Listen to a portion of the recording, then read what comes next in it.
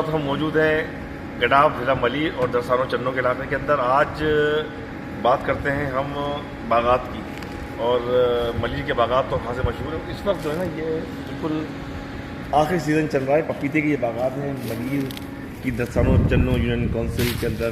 और इस वक्त आप देख रहे हैं कि क्योंकि इस वक्त सीज़न का ये आखिरी मरहला है, और थोड़ा करीब चल के हम आपको दिखाते हैं कि ये पपीते इस वक्त यहाँ पे आप देखें मलिर के ये पपीते, और कमोबेश 2 से 2.5 एकड़ पर एक तवील तरीन आप ये मंजर देखें कि इस वक्त आपको यहाँ पपीते के बागात नज़र आएंगे। तो बताने का मकसद ये है कि मलिर खासा कफील है, और ये देखें ये कुछ गिर गए तेज़ हवा चलने के नतीजे के अंदर तकरीबन ये पपीता जो बाकी जो यहाँ ही पड़े हुए हैं।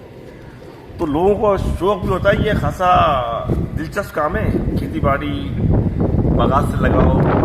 तो जो आने वाले दिनों के अंदर संगीन माहौलियाती मसाइल जो दरपेश होंगे ना, उसके लिए बड़ा ज़रूरत है कि ज़्यादा से ज़्यादा दरख्त लगाए जाएँ, और काश्तकार हज़रात भी इसके अंदर खासी तवज्जो देते हैं।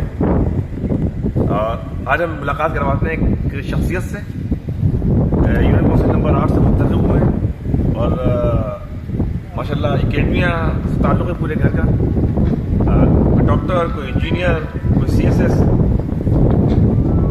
मुर्तज़ा या मोहम्मद हमारे साथ मौजूद हैं, उनसे गुफ्तगू करते हैं। सर, थोड़ा अच्छा शौक़ है आपका, दरख्तों से लगाओ, शजरकारी, बैठक, संगत, इल्म दोस्ती।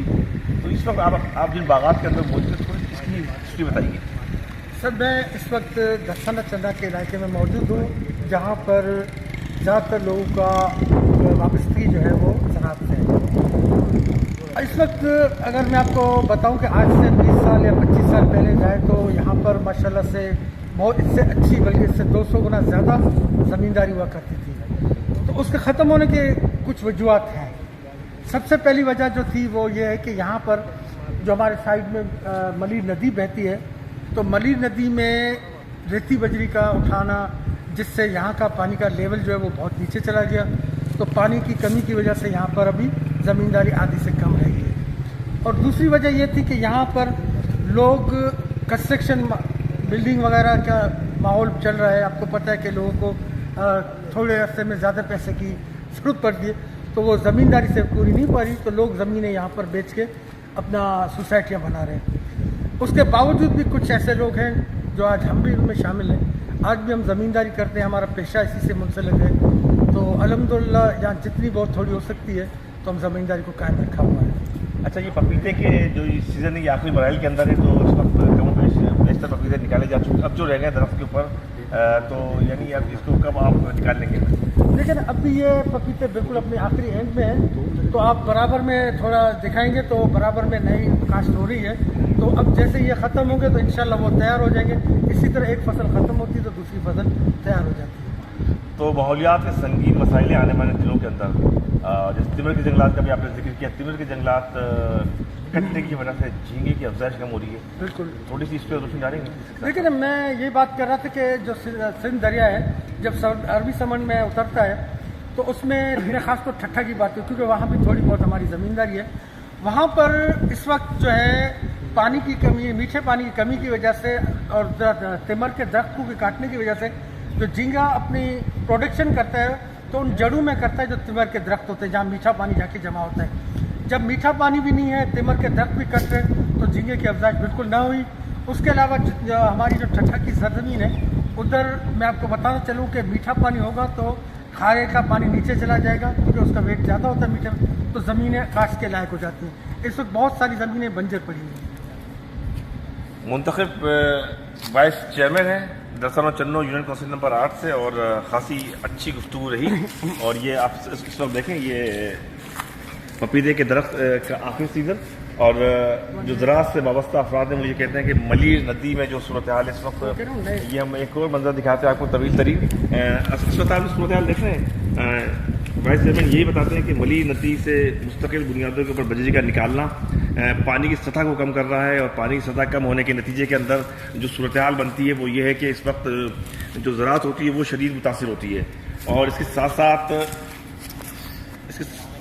साथ साथ जो सूरत हाल यहाँ पे दरपेश हो रही है वो ये है कि एक फसल जब मुकम्मल जब हो जाती है तो उसके बाद दूसरी फसल का मरला मुकम्मल हो जाता है। और अब आप उस तरफ लेके चलते हैं कि जब ये सीज़न मुकम्मल हो जाएगा तो ये सीज़न मुकम्मल होने के बाद अगली फसल की तैयारी में सामने की तरफ है पपीते के